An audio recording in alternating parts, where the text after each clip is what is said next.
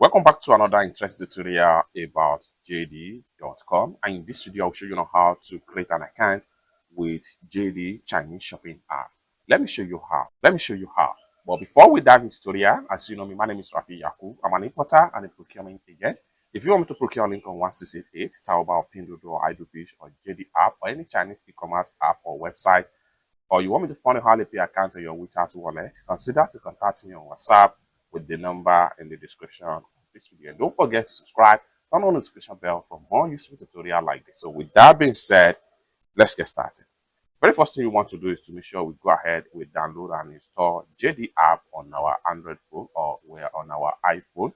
So after a successful download JD.com app, next thing you want to do is to go ahead and click on the app to run the setup.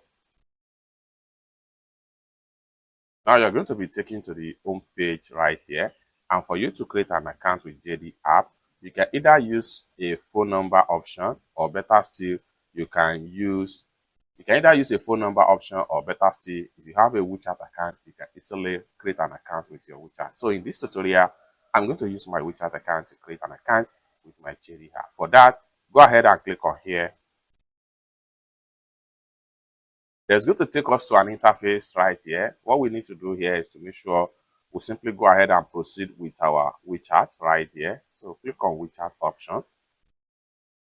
Next thing you want to do is to make sure we go ahead and click on here to proceed.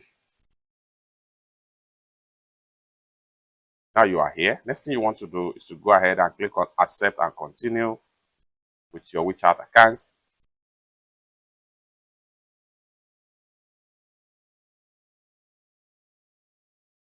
The next thing you want to do is to go ahead and make sure you click on allow